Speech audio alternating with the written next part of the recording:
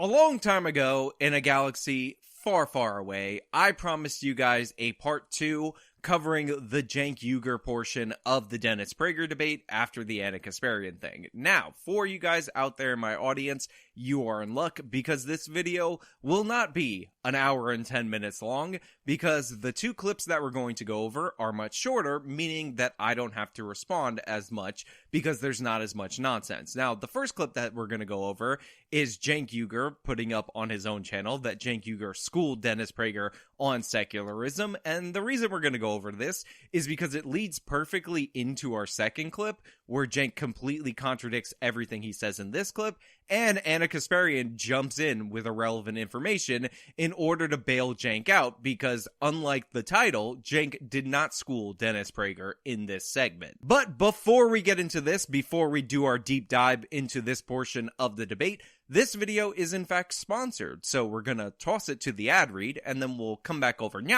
and discuss it on the other side. It has just been revealed that the average American is likely going to spend $177 more per month heating their home this winter. Now, this is due to obvious geopolitical reasons, but I don't know about you guys. I'm not really looking to go broke heating my apartment during the course of these geopolitical conflicts. This is one of the reasons why this video is brought to you by GetMiniHeater.com. You see, there's a fundamental flaw in your central heating system, and that is, for most of us, you have to heat your whole entire home or apartment at the time that you just want to be in one room and not freeze to death. Well, don't be a doofus. Don't do that. Get yourself a mini heater at getminiheater.com and heat the room that you're actually in so that way you can save on your overall heating bill. This thing pays for itself in a month. And for my audience out there, if you go to getminiheater.com, 45% off, 60-day risk-free trial. See if it pays for itself in a month. Getminiheater.com. I don't want to put words in your mouth, but it seems like you're not in favor of secularism, so I wanted to ask about that. So I never understand what you folks mean when you say we shouldn't be a secular country. Do you think religion should rule us? What do you mean? I think that we should have a secular government and a religious population, just as the founders did.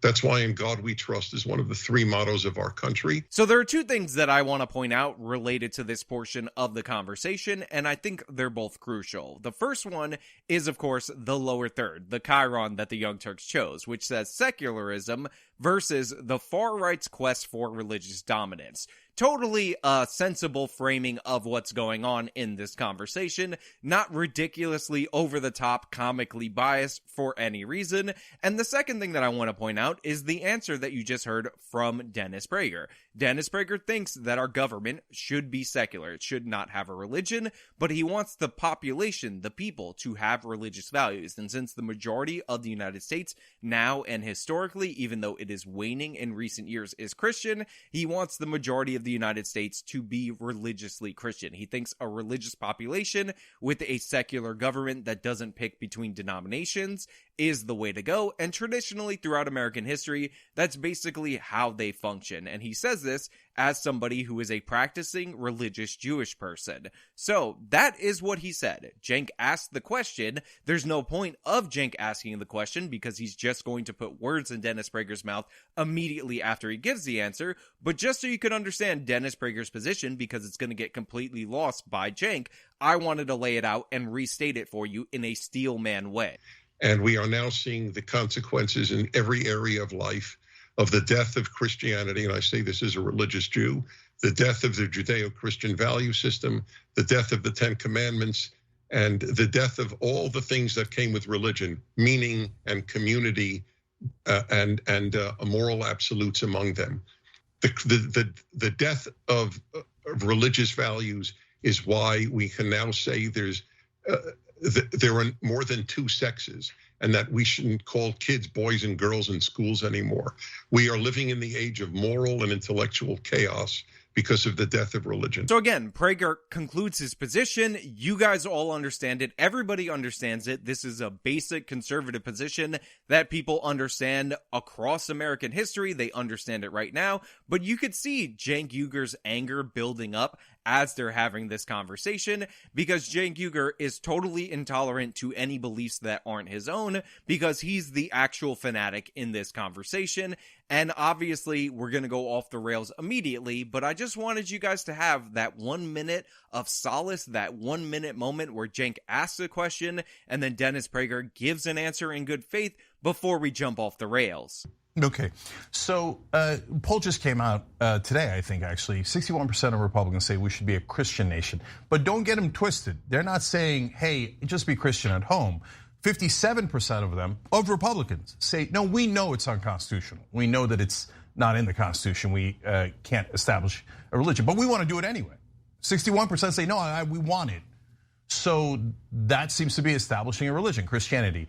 Do you think 61% of Republicans are wrong? So Cenk brings up these poll results, and they actually come from Politico, and I want to bring them up for you guys to hear them so you can understand what's actually being asked, because I think it's crucial. So if we go to the Politico article, and by the way, these have the same percentages, we can break down what's actually going on with this poll. So the first question asked is if these participants believe the Constitution would even allow the United States government to declare the U.S. a quote-unquote Christian nation. And they found that 70% of Americans, including 57% of Republicans, said no, the Constitution would not allow this. Now, 43% of Republicans and 20% of Democrats, 30% of the overall respondents think that it would, and this is ridiculous. It's just not true. Congress shall make no law establishing a religion, kind of the whole deal right there. But whatever. And then it says, would you favor or oppose the United States officially declaring the United States to be a Christian nation, end quote. Now, in this version of the poll, it says 62% of respondents said that they oppose such a declaration, but 62% of Republicans supported declaring the United States a Christian nation. And then it draws the conclusion, which Cenk is just quoting from verbatim. In other words, even though over half of Republicans previously said such a move would be unconstitutional, the majority of Republicans would support this declaration. Now, two things. One, this is not a great poll, and it's not that great for what Cenk is trying to put forward. First of all, it's not great because it's not a great look for Republicans. But secondly, you can actually break down the questions, and the first one said the government declaring, and then it says the United States officially declares that we're a Christian nation. So that could explain the disparity in what people think is constitutional versus what people would want as their preference. Secondly, the way that Cenk lays this out is that he essentially makes the argument that over half of Republicans know this is unconstitutional, but they're still in favor of it. However, 43% of Republicans incorrectly don't think this is unconstitutional, and that makes up the overwhelming majority, more than 2/3 of the people who are saying, most likely, that they would be in favor of it. So if 43% don't believe it's constitutional or don't believe it's unconstitutional, as it says in this poll, and 60-something percent, 61%, are in favor of making this a law, then you could probably bet that the majority of those who are trying to make this the law, if you read the poll in that way, come from that 43%. So it's not like 57% of Republicans think it's unconstitutional, and a huge portion of those same percentage of Republicans are the ones who want it to be declared an official religion of the United States.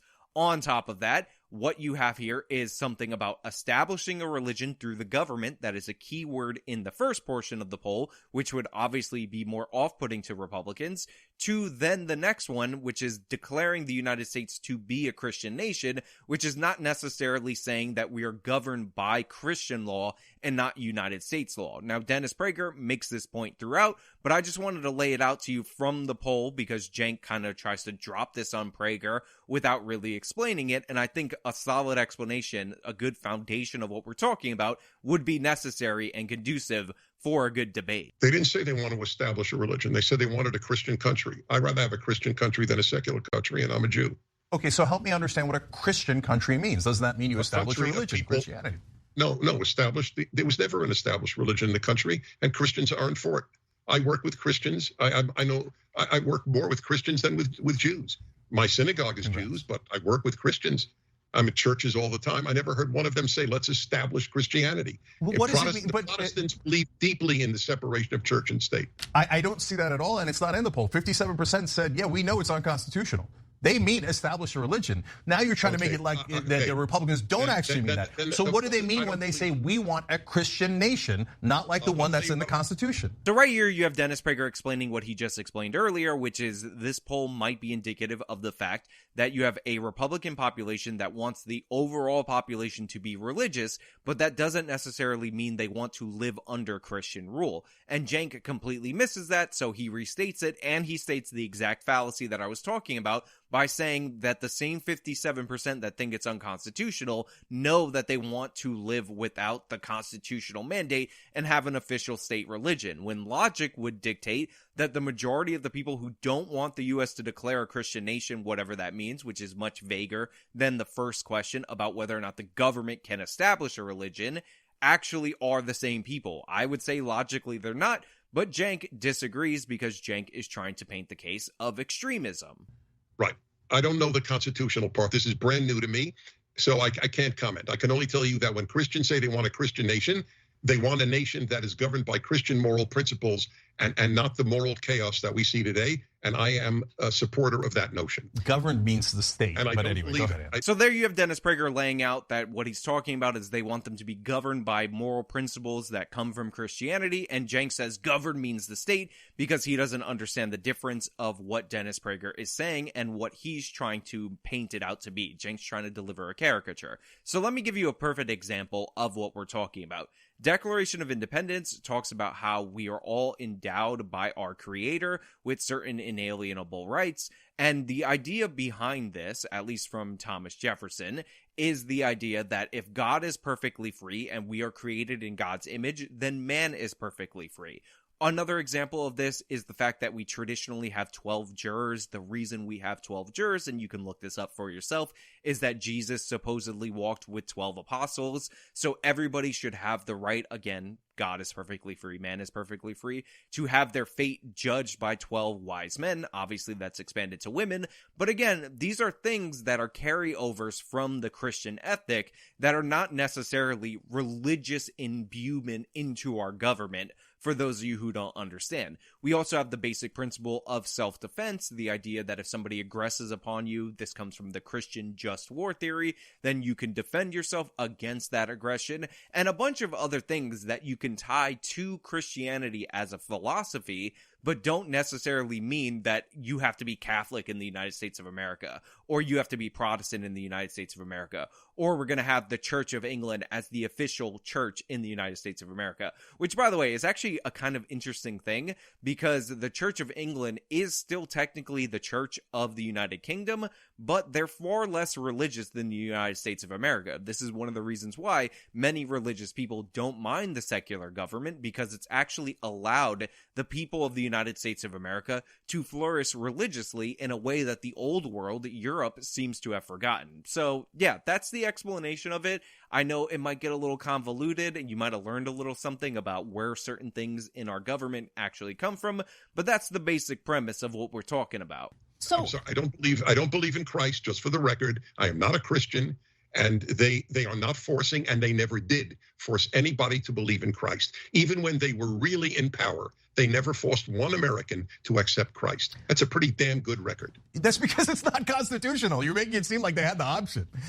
So then Dennis Prager makes a much more salient point, and Cenk, it completely goes over his head because he's an utter buffoon. In the United States of America, we've had way higher rates of religious participation. A huge portion of the population was not only religious, but they were overwhelmingly Christian, and it wasn't forced by law upon other people to practice those religious beliefs. That's the point that he was making. And Cenk says that's because it's unconstitutional, but in reality, a lot of the separations of church and state, the decisions that say you can't have, prayer in school and all that are relatively recent. They're products of the modern era. But overall, they just did not have this compulsion towards religiousness, even though we had a significantly more religious population. So, Cenk, they could have easily changed the Constitution if they were so inclined, when 90 to 95% of the country was specifically some form of Christian. They didn't do that, which is a solid record, which is the point that Dennis Prager wants to make. Now, there were more religious influences on the law in the past. Prayer in school is an example of that. That's why I brought it up. But again, this really started to change once we stopped localizing education and we started bringing it up to the federal level, because originally these constitutional protections were only really applicable to the federal government. That's why the First Amendment says Congress shall make no law, and the 14th Amendment incorporation cases and that whole realm of law really came post-Civil War. But, whatever, why even focus on the history? Let's just babble incoherently and get angry and have Cenk make dumb points. Why even go into the constitutional history of the United States of America and American jurisprudence? So I want to ask... Well, wait a minute. Okay, go ahead. You just said if they have power, you're afraid, correct? Well, first of all, Isn't no, that I the didn't say implication that. of what you're saying?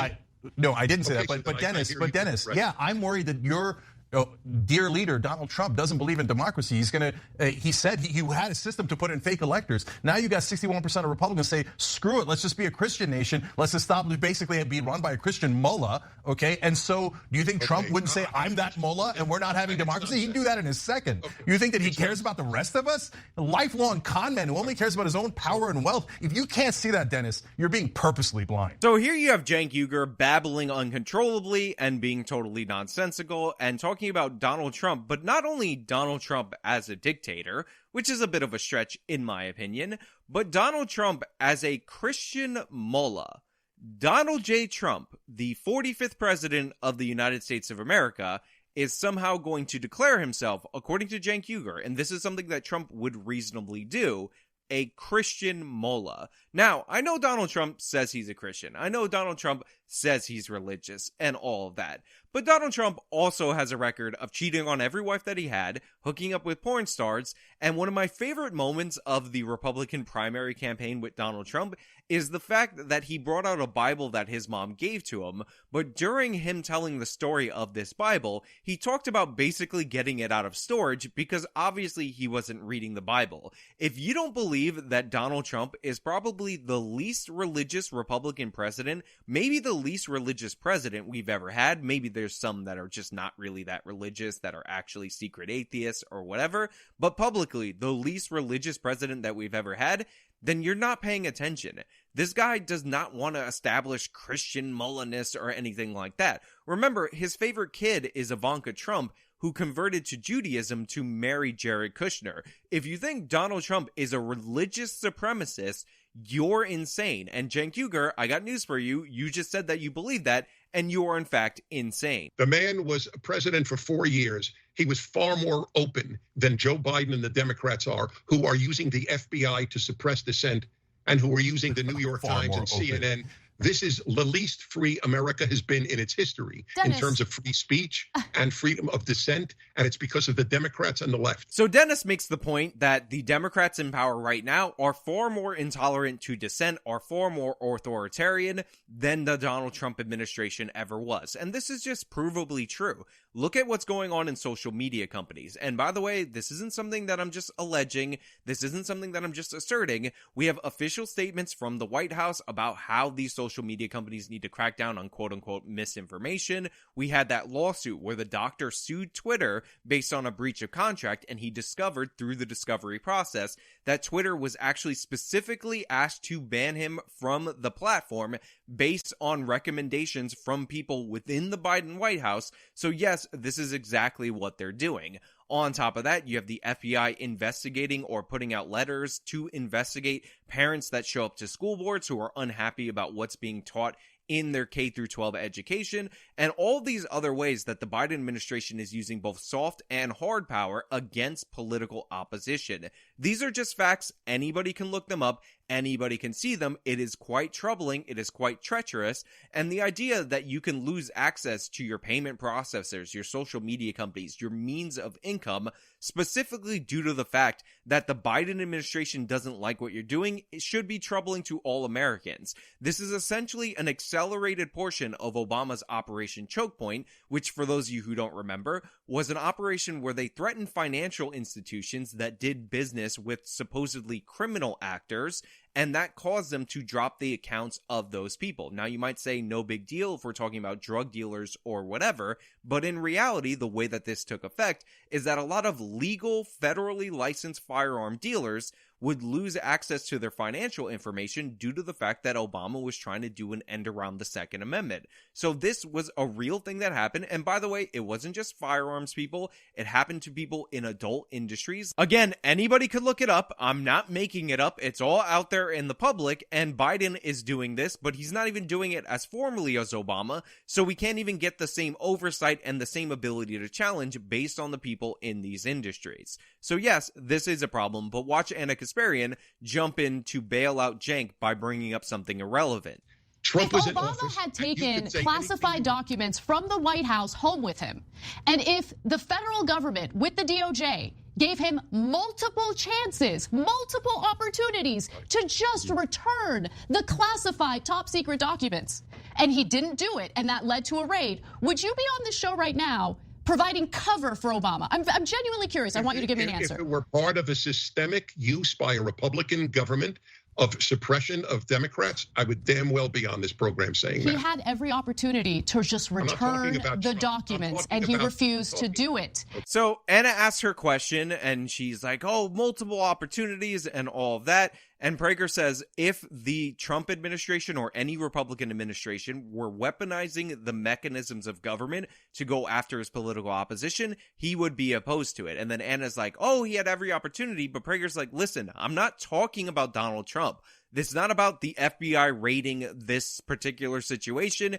You brought that up and you're trying to change the subject because Cenk Uygur, I don't know if you guys remember, was talking about how Donald Trump is going to declare himself a Christian mullah, the man with 3 different wives, the man who cheated on every single one of his wives with his next wife and cheated on his last wife with a porn star very famously and pays off all these women, is going to declare Christian rule according to Cenk Uygur. So Anna, thanks for bailing Cenk out. I know you guys need a 2-on-1. You did terrible in your portion of the conversation, but this is pathetic and has nothing to do with anything that we're talking about. No one should be held above the law, in my opinion. I mean, I don't think that should be controversial. I don't care if it's a Democrat. I don't care if it's a leftist. I don't care if it's a Republican.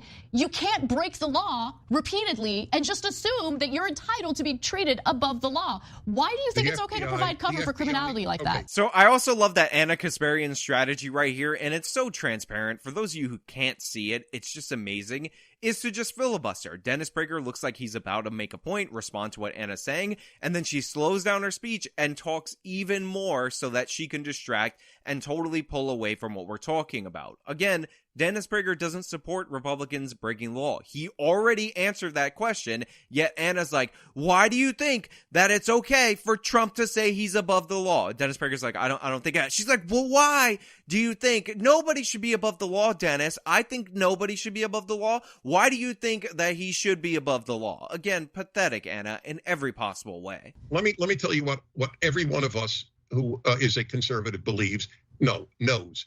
There are political prisoners in the United States for the first time in American history, and it's because the left is in power. And there is no instance in the history of the world since Vladimir Lenin of the left being in power and allowing dissent. It was liberals in power in the past with Democrats. Today it is leftists. There is a huge difference. I wrote of 32 differences between liberalism and leftism in a column that anyone can find on the internet. I'll give you one example. Leftists believe in all black dormitories, like at Columbia University, where I went. Liberals do not believe in all black dormitories. There is nothing in common between liberalism and leftism. Leftism is evil. Liberalism is honorable. And what we now have is the left doing what it always does, suppress dissent. So there you have Dennis Prager succinctly breaking down the differences between liberalism and leftism. He talked about how he wrote a 32-point essay on the subject. Anybody can look it up. And he brings up one of the things that leftists are in favor of, which is segregated dorms based on race, that liberals would be vehemently opposed to. And he talks about how historically the left always censors, they always crush dissent. And this is what he's seeing from the modern Democratic Party, and this is what he finds so troubling. Now, Cenk is going to give the retort, and by the way, I just want to state, it's not in dispute, it's an absolute fact that colleges in the United States of America have black-only dorms, segregated graduation ceremonies, and all that jazz, but let's see Cenk's response to those absolute facts. Yeah, that's absolute nonsense. Thanks for watching The Young Turks. So Cenk says it's absolute nonsense, and then they cut away from it right away, even though that's exactly what's happening. Again, give you any example that you want. Social media companies taking direction from the Democratic Party, from the White House, to pull certain individuals for wrongthink off their platforms because they're saying they're spreading misinformation. Cenk is in favor of this, by the way. It happened. The examples that Prager gave, all these different examples of what's going on, but Cenk just says that's nonsense, and then they cut away in the video. But don't worry, we're going to go to the next portion of the video because it's absolutely hilarious, and it's related to the Israeli-Palestinian issue. Florida, if you don't agree with the far right-wing government of Israel, they will actually take contracts away from you. They will hurt your livelihood. That is the government regulating speech. I assume you've spoken out against that, and you've been vituperative about it, right? To the extent that a person advocates BDS, which is the economic destruction of Israel, and should be allowed to advocate it, I think they should be allowed to advocate it. That's right. So we open up with Cenk talking about how certain states won't do business with certain organizations or individuals that advocate for BDS, boycott, divest, sanctions, which is a plan to bring about the economic destruction of the Israeli government. Now, Dennis Prager says if you want to advocate for this, you're totally fine. Now, I find it kind of interesting that state governments, according to Cenk, should be obligated to do business with people who are running contrary to American foreign policy. But overall, I actually do agree that some of these pieces of legislation, even though you end up in a situation where you don't want to state fund and state support people that are contradicting American foreign policy abroad on the state level, are a bit ridiculous. I mean, you've seen circumstances in the United States of America where they won't do business with certain organizations within their state, but then they have no problem boycotting other states. And in our Constitution, you can't boycott other states. Like, there's no trade barriers between them. That's actually in our Constitution. And Prager seems to be on the right side of that issue. However, I do want to point out that there can be conditions to which the government gives you money that are not necessarily violations of your free speech rights. So it's not an open and shut case, but overall, I wouldn't be in favor of these conditions. Netanyahu is no longer in government. Why are you calling it far right? Yeah, you think that Naftali Bennett got any better, or the current person that's in charge? They're all right wingers. None of them want Palestinians to be free. They think Palestinians aren't really fully human and can't be trusted to run their own government. They deny them a state. And so, but let's get back to America. January 6th. No. You can't throw out bombshells and then move on. All right. So what I found really funny right here is the fact that Cenk apparently wasn't trying to make this a whole conversation about Israel. He was just trying to sideswipe Dennis Prager, and Dennis Prager's like, no, we're not going to have that. Because if you heard what Cenk said, he said that the Israeli dominant view is that the Palestinians aren't fully human, whatever that means, which is just a way to paint the Israelis as some kind of vicious monsters or whatever, when in actuality, if you were to ask the average Israeli, are Arabic people human? Are people in the Palestinian territories human? They would say yes, and you would not likely get the same results if you ask people from the surrounding Muslim nations about the Israelis. It is clear who has a more bigoted view of who in this issue, because the only reason these people hate the fact that the Jewish state exists in the Middle East is because it is a Jewish state in the Middle East. Let's make that 100% clear. You think that the Israeli government, or the average Israeli who voted for this government, thinks that Palestinians are not fully human? Absolutely. Then why don't you let them go? Why can't they have their own state? Because it'll be run by Hamas. Are you foolish? So then Cenk's like, why don't you let them go? Why don't you let them go? Notice how, by the way, it's becoming a you thing. Dennis Prager is an American. He lives in the United States of America. But Cenk is asking Dennis Prager, why don't you let them go? Why don't you, Dennis Prager, let them go? Isn't that interesting how he shifted to that situation? And I love Dennis Prager's response. He's like, it would be run by Hamas. Are you foolish? Do you not understand that? No country would willingly submit themselves to creating an enemy state right on their border that dedicates themselves to the destruction of their country. The idea that we expect this from the Israelis has always been really odd to me. And I say this as somebody who's not a religious person. And the reason that matters is because some of the biggest supporters of Israel are evangelical Christians. And I have no horse in that race or anything like that. I just look at it, look at the coverage, look at how people talk about this state, and it's really goofy to me. Okay, so what? So what? The right-wing, violent government of Israel kills Palestinians all the time. Okay. So you're saying, wait, no, but you're saying the Palestinians cannot govern themselves. Isn't that what you're saying as a fact? So then Jake's like, you're saying. Let me tell you what you're saying, Dennis. And I don't know why you got to let them go. It's very, very odd, again, choice of language. But he's saying, you're saying that they can't govern themselves because I'm trying to make the case that you don't think the Palestinians are human, which, again, is absurd. You can be human. In fact, you are human and still make horrible choices and make reasons why I, as somebody living in a country that would be opposed to the nation that you're trying to build, would likely not want you to have a foothold. It's kind of absurd. It's like saying that if you don't want a democratic city to continuously be run by Democrats, then you think the people in those cities are somehow subhuman. It's absurd. It's a ridiculous argument, but Cenk brings it forward. You believe that there is moral equivalence between Israel and Hamas. That's all I needed to hear. You're literally saying they're not equal. You're saying the Palestinians and the Israelis are not equal. We have to violently oppress them for the rest of their lives. How long is the occupation going to go? How long are you going to keep millions of Palestinians as prisoners because you think they're less than human? So again, Cenk's like, how long is the occupation going to go? How long do you want to keep them prisoner? Again, Cenk, Dennis Prager, American. He happens to be a Jewish American, but he is American, Cenk. I think you're getting a little crazy right here. I'm starting to see your cray-crayness, and it's really troubling. And again, it just goes to show you how Cenk sees this issue, which is an issue of identity. Cenk used to be a Muslim. He's no longer religious, so he's on Team Islam in this case. And it's totally running contrary to what he was saying earlier, which we're going to get into a little bit later. Okay. Israel doesn't want to commit suicide because you sitting in America have it good, okay? Okay, so you're saying never, right? You're going to imprison Palestinians for the rest of time. Is that correct? When the Palestinians disavow terror and stop trying to destroy Israel and don't announce that they want to destroy Israel, there will be peace. Dennis, they have done that in the past. You said not good enough. But the current state of affairs is the absurdity of the Israelis saying, we will not allow you to have a state because you theoretically say that we cannot have a state when we already have one.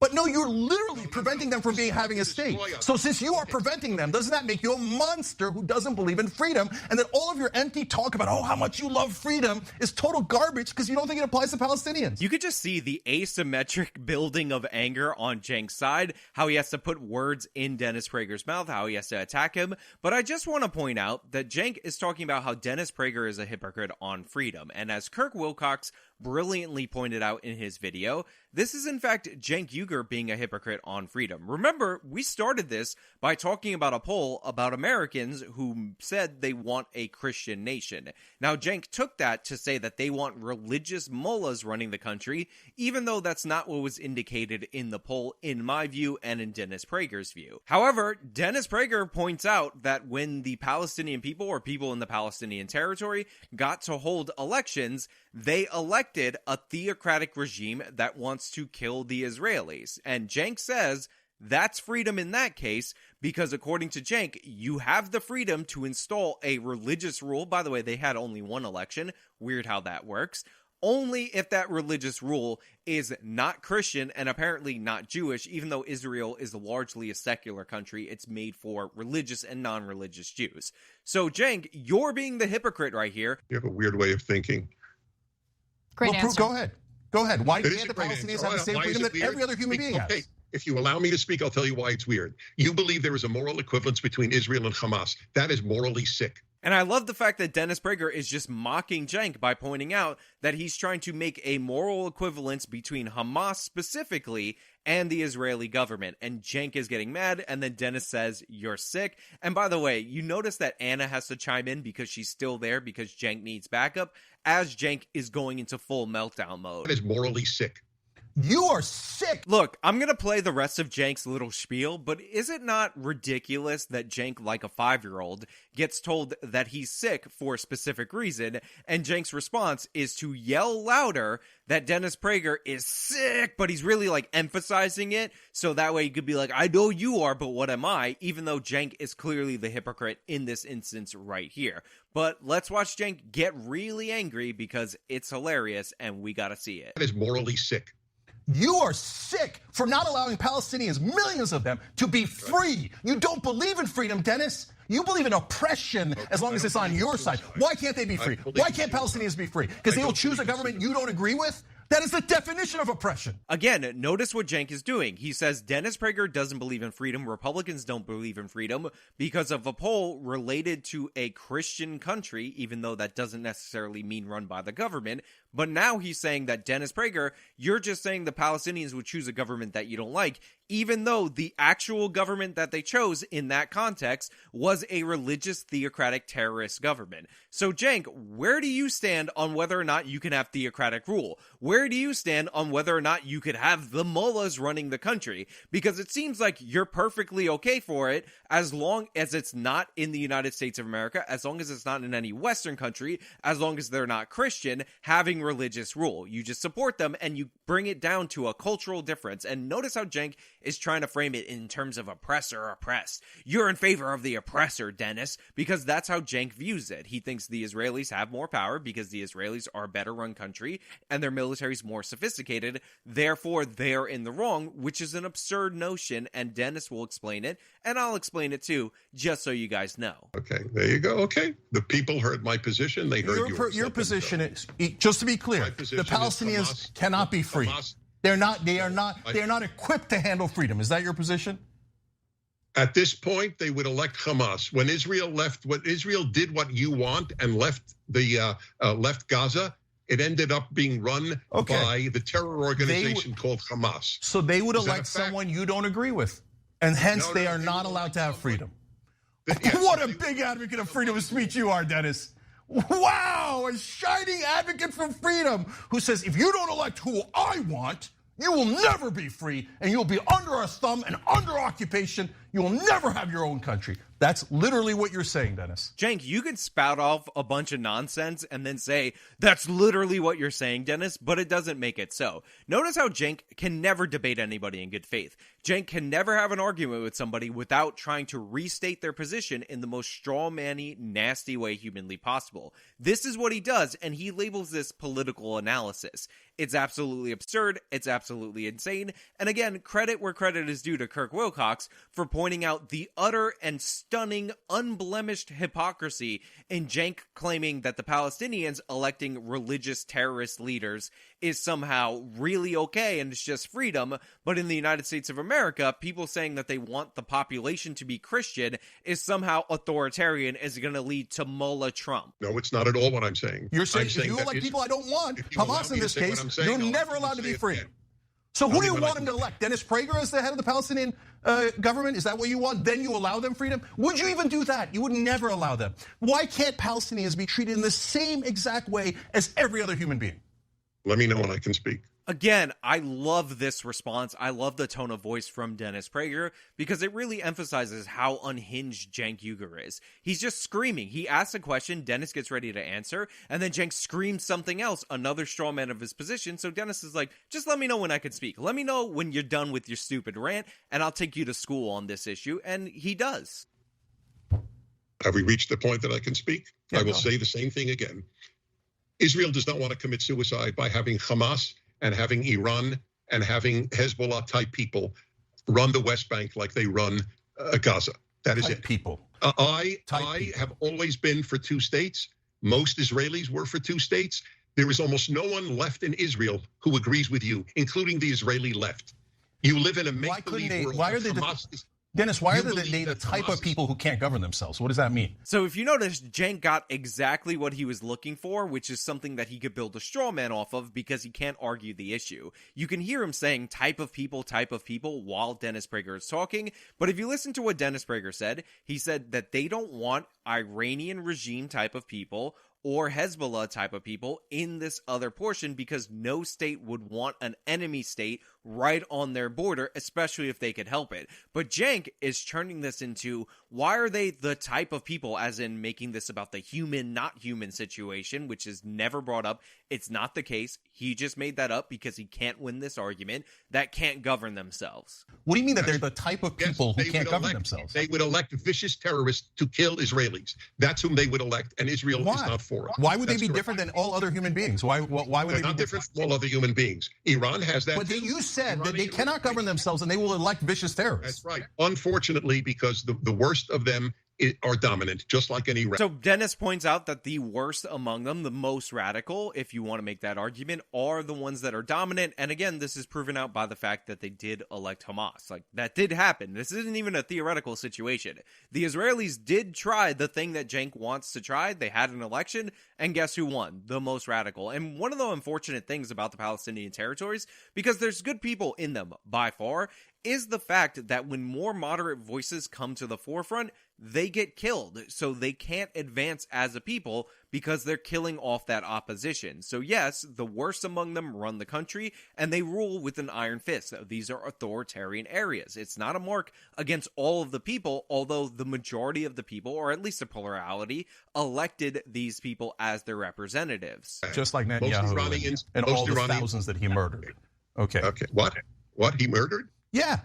You do a war and you have a kill ratio of 1,000, sometimes 100 to 1, sometimes even more, and that kills thousands of Palestinians and go, oh, golly gee, did I kill all of them? It was an accident. When the terrorists, Arabs who can't govern themselves, who are vicious terrorists, they do it, that is terrorism. When the state of Israel does it, it is not terrorism. And we killed 100 times more, but it is not terrorism. We bomb in the middle of a crowded city and murder their civilians, but that is not terrorism because the state does it, and people Dennis Prager likes does it, but the Arabs and the Palestinians are vicious terrorists by nature and can never govern themselves. Boy, advocate for freedom, Dennis. You're doing great. Somebody should add up the amount of time I got to speak and you got to speak on this segment here. Your notion that kill ratio determines morality is really pathetic. Again, Dennis Prager with the very chilled out response where he just goes over the fact that Cenk is filibustering. He's desperately and pathetically filibustering. He's morally grandstanding. And that's because Cenk's point is totally and completely idiotic and indefensible. The idea that proportionality makes moral justification is patently absurd. If after Pearl Harbor happened, where around 3,000 Americans died, we as the United States of America didn't take that as a full incitement of war, a declaration of war in the United States by the Japanese, and we just went and destroyed some of the Japanese ships and killed 3,000 Japanese, that would not have solved the problem. That would not have made us equivalent. The fact that we did more didn't make us morally inferior to the Japanese, because you have a right to defend yourself against an attack. And if you are attacking somebody and you're not successful and you're buffoonishly weak in comparison, then maybe you should stop attacking that person. If 10 people try to break into your house and you had your firearm with you, but they managed to kill one of your relatives before you blew all 10 of those people away with your defensive firearm, that wouldn't make you the immoral one in that situation just because your kill ratio is 10 to 1. The people who aggressed upon you got what they deserved in that scenario, and the death that you suffered, the loss that you suffered, is in no way morally equivalent to the losses that they suffered because they were the aggressors in that scenario. You have a right to defend your territory, you have a right to defend your family members, you have a right to defend your existence, and you have a right to defend your country. And if people continuously aggress on any of those things, you have a right to stop them with the force necessary to do so. We killed far more Germans than Germans killed Brits or Americans. Does that make America wrong in World War II? If kill ratio is your criterion, I'm curious, was America wrong? So right there, Dennis Prager asks an absolutely amazing question. It cuts right to the heart of the issue, and while I use the Japanese example because I've seen this video and I didn't want to double up on his point, but I wanted to give you the same kind of analogy, it's really clever of him to bring up the Germans during World War II because Cenk does not want to answer this question. The United States and Britain lost fewer people than the Germans did in World War II, and according to Cenk's kill ratio argument, that would mean that the Germans were more moral. Now, of course, the Germans were run by the Nazi Party, and Cenk doesn't want to bite that bullet, so he's totally going to sidestep the question because Cenk is so weak and so pathetic and so disingenuous that he won't bite the bullet on the thing that he set up. Perfectly executed, Dennis Prager, right to the heart of the issue. He may have spoken far less, but each of his words are more valuable than Cenk's, and this is proof positive of that that notion. No, Dennis, it depends on disproportionate power. You know who had disproportionate power? The Germans over the Jews. They had disproportionate power, and the state did it. The state of Germany did that to the Jewish population, to the Polish population, to all of those different people. But you would say, no, when the state does it, it's no big deal. State does it, it's no big deal. That's not terrorism. Only when civilians. Well, could Jews have fought back against Hitler and done it with great violence and tried to bomb him and kill him? Could they have done that? Would that have been morally conscious thing to do? Okay, it has nothing to do with anything we discussed. Well, I don't understand your question. If the Jews could have bombed Hitler, should they have? Yes. Is that your question? Yes. Yes, they should have. So Cenk thinks that he found a good way to bail him out of this situation by saying, oh, could the Jews have fought back against Adolf Hitler? And Dennis Prager says yes, because Dennis Prager isn't putting himself in a position where he has to bite a bunch of uncomfortable bullets. However, Cenk is about to twist himself into a knot, because now that Prager has said, yes, you can fight back if you're Jewish during World War II against Adolf Hitler, Cenk doesn't realize that he is now framing the Israelis as the Nazis. So if you're being oppressed, you get to bomb the people oppressing you.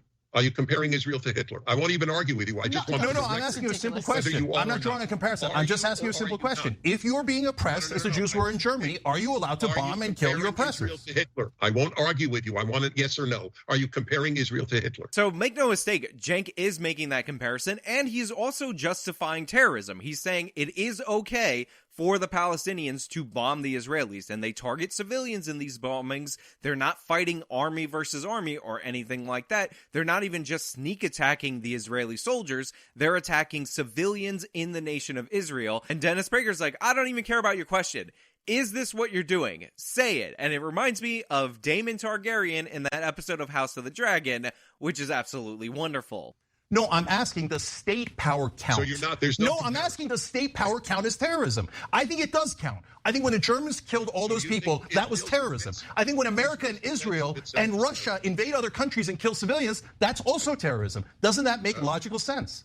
No, not at all. Israel defends itself. End of issue. So you can actually see the desperation in Cenk's eyes, and the reason why you can see this desperation is because Cenk actually does believe the Israelis are the moral equivalent to the Nazis. And Cenk sees the Nazis as subhuman that need to be killed, which gives you an idea of why he's excusing the bombings and the terrorism from the Palestinian people. What a surprise! Cenk is projecting the lack of humanity he feels about the Israeli population onto Dennis Prager. And for those of you who have bought into the propaganda that somehow the Israelis are the moral equivalent to the Nazis because they're oppressing the Palestinians, let me explain to you how stupid that is. The Nazis wanted to eradicate the Jewish people, which, by the way, a bunch of these Palestinian leaders, especially Hamas, pledged to do. It's what Iran pledges to do, but whatever, we'll set that aside. We're talking about the Israelis. Right now, the Israelis have the ability to wipe out the Palestinians. What do they do with that ability? They don't wipe them out. In fact, Israeli interventions are meant to be as proportional as possible and cause as little damage as possible, which honestly I think is a terrible strategy, because what ends up happening when you get attacked and then you respond and then international pressure tries to limit that response is essentially you're lowering the barrier to entry for violence from the Palestinians. If the Israelis crushed the Palestinians, they killed all the leaders of Hamas the first time, then this conflict would go much faster. Think about how much longer World War II would have went if we actually did what I suggested earlier, which is just attack some Japanese ships and try to kill around 3,000 of them in response to Pearl Harbor, and then the Japanese would have attacked America again, and then we would have been back and forth, and we would still be fighting the Japanese. This is essentially the situation that the Israeli government is in, and honestly, you can't fight a war like this, and it's essentially prolonged the conflict to such a point where people have started to lose sight of who's the aggressor and who isn't. That's literally what the Germans said. We must defend the homeland. Okay, so you are comparing the Germans and Israel. I'm comparing state power to state power. You're saying no, individuals are terrorists, Arabs are terrorists, but the Israelis are never terrorists, and the state is never terrorist. This is mind-boggling. It's worth it. I'll play it on my show. You'll get a lot of publicity. All right, fantastic. Cenk, just bite the bullet. Stop being such a coward. Stop being so weak. Stop being so embarrassing. Dennis Prager is pointing out that you're comparing the Nazi government to the Israeli government. You don't want to say that you're doing that. So you're like, oh no, I'm talking about state power and blah, blah, blah. But I try to use this specific example. Just say that you're comparing it. It's okay, Cenk. You could say it's an analogy. Like, one of the things that I hate whenever you make an analogy is when people say those two things in the analogy are different, as if that's not the point of the analogy. You can get out of this, Cenk, or you could bite the bullet and say what you actually feel, but you're too cowardly to do so. And Dennis Prager's like, no, it's fine. I like this conversation. I'm gonna play it on my radio show. It's super amusing. And Cenk's like, oh, let me change the subject. And get a load of what Cenk changes the subject to. Okay, so Dennis Prager, who does not believe in freedom just for Palestinians. Everybody else, enjoy. Maybe you live under a Christian nation, and maybe that means governing you, but maybe it doesn't. Maybe it's optional, okay? We'll see. Except they say govern, except you know that every Republican says, I don't believe in a separation of church and state. I've seen it 1,000 times. You're being totally disingenuous if you don't say that. You know that that's what they say, and that would be a religious oppression of the rest of us. We're not interested in the religious oppression. We're not interested in oppressing women and saying, hey, you have to serve us in the home. We're not interested in any of that oppression. Ironically, Dennis, what we want on the left is freedom, and for all of you right-wingers to get out of our damn lives. Yes. So I was pointing out the hypocrisy of what Cenk was saying the whole time, and then he just brings it up in stark contrast to what he was just saying. Remember, Palestinians electing Islamic terrorists that rule the Palestinian territory through Islamic law. Freedom. That's freedom for the Palestinians. That's freedom. And if you don't like it, you think they're not human and you think they shouldn't elect a government because for some reason you think they're subhuman. But then Cenk has the audacity to say that Christians who say that they want a Christian nation, or Republicans who say that they want a Christian nation, which doesn't necessarily mean governed quite literally by biblical law. It just means the moral principles in the population with the secular government, as Dennis Prager is advocating for. You know, the person that Cenk is talking to, those people want to oppress women, oppress minorities, but again, repress religious minorities, but specifically make sure the women know their role in the home. He's advocating for a traditional Islamist religious government and then talking about how Americans are too much trying to put women back in their home. Think about that. And you have Ana Kasparian being the cheerleader as Cenk needs that support because he's 100% losing this exchange, saying, yeah, that's right. The left wants freedom, the freedom to control every aspect of your life in every possible way, censor your speech, cut off your payment processors. That's totally freedom. Shut up, Anna. Shut up, Cenk. You're embarrassing. Let's get to Dennis Prager's response. So I understand how you operate. You have these long monologues. You go from subject to subject, and we can't analyze any one of them. I asked you, when Christians were in power in this country, did they ever force Christianity upon anyone? So I don't know what you're talking about when you say they don't believe in separation of church and state. But that's why I love America. That's why. But Dennis, you have a United States Congresswoman, Lauren Boebert, giving incessant speeches about how the Constitution doesn't say there's a separation of church and state, completely rewriting the Constitution and spreading this ideology that this should be a Christian nation. That is wrong. If you genuinely believe in freedom, as I do, as Cenk does, as most normal people who love America do, you should not force your religious doctrine on others. So again, you have Ana Kasparian chiming in with some of the most worthless commentary you could possibly have. She's like, you have a congresswoman saying that the Constitution doesn't say separation between church and state, which, by the way, Dennis Prager points out that it technically does not say that. Now, it does say Congress shall make no law protecting the establishment of religion or prohibiting the free exercise thereof, which is the separation of state in ideology with the church, but it's not necessarily ironclad said there. Where we get that from is Thomas Jefferson's writings on the issue. So Lauren Boebert is probably saying that to imply that the Constitution was meant to be a Christian nation or whatever, which is untrue. There was plenty of different denominations of Christian in the United States, a bunch of deists and a bunch of atheists at the founding. They didn't agree on anything when it came to religion. All they agreed on was that the federal government shouldn't establish nor prohibit the free exercise thereof of a religion. So that's what we consider separation of church and state, but the phrase separation of church and state doesn't actually appear in the Constitution, if you need that clarified. Okay, if you're on the left as opposed to liberal, you don't believe in a free nation. I reject that because you suppress dissent. No, you're on our show. We're not suppressing dissent at all. You're right. Well, I don't get a chance to speak much, but you're right, and I honor that, and you are exceptional. All right. In this regard, you're an exception. But it has nothing to do with the generalization that the left suppresses dissent. It doesn't. That's true at every university. It is true at every corporation. Conservatives fear losing their jobs. Liberals do not. Okay, all of that is, again, we disagree, but now we're 5 minutes over, and you've been very patient. So Prager hammers his final point home about how the left suppresses dissent. He talks about how they are an exception in that they're having him on, and he does appreciate that because Dennis is always very graceful and gracious to the people that he's talking to that allow him to speak on the ideas that he's talking about, even when they're trying to strawman and they're being nasty and they're trying to make clips in order to make them look good, but it's really embarrassing. But he gives them credit where credit is due before hammering the point home that universities, corporations, and all these different institutions censor on behalf of the left because that's what the left wants, censorship. But overall, clips are amazing. The contradictions among Cenk trying to win the debate by saying the most words, absolutely pathetic. But I will thank the Young Turks and Cenk Uygur specifically for giving me a ton of laughs and some great content that I could cut up, slice up, break down for you guys out there. But hey, those are just my thoughts. Let me know your thoughts down in the comments below. If you like the video, show me by leaving a like, subscribe for more content, follow me on all my social media, support me via the support links in the description box of this video. This has been me laughing at Cenk and Anna failing to go after Dennis Prager. Till next time.